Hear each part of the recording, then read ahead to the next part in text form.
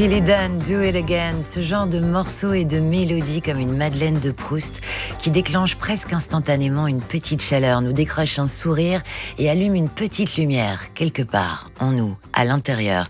C'est le pouvoir de la musique, mais aussi celui des livres, des films et de toute forme d'art et de culture.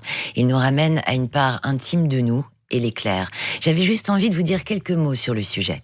Depuis le début de la pandémie, dans un climat de doute anxiogène qui a plongé la majorité de la population dans une certaine obscurité, auteurs, compositeurs, DJ, producteurs, labels, maisons de films ou d'édition ont partagé, s'inédié, leurs œuvres et leur travail à toute la population. Des films, des chansons, des livres, des concerts qui furent autant de références auxquelles se raccrocher, autant de fenêtres pour s'évader, autant de lumière dans l'obscurité.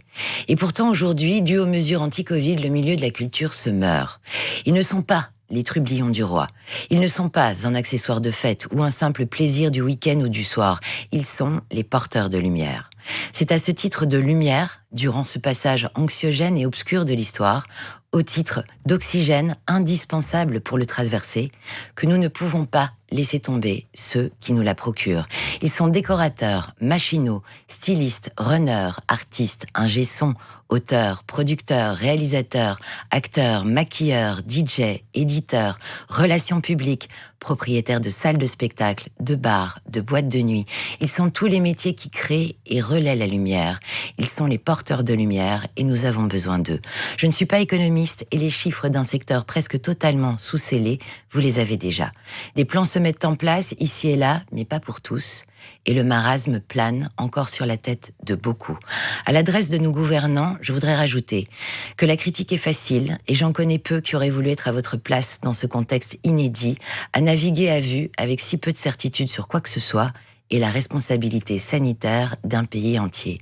Mais imaginez ce que serait la même situation sans musique, sans livres, sans films, sans culture. Un trou noir sans fond.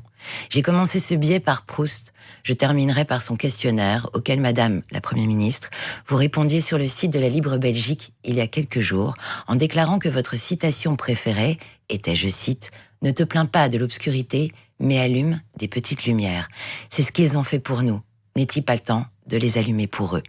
Certains d'entre eux ont décidé de se réunir ce dimanche pour manifester pour leur survie, en l'occurrence le milieu de l'événementiel, sous le nom de rassemblement Still Alive.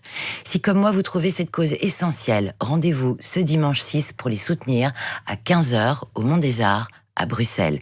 Et puisque le mode universel pour remercier les artistes a toujours été les applaudissements, clap your hands, Wilk and Misky.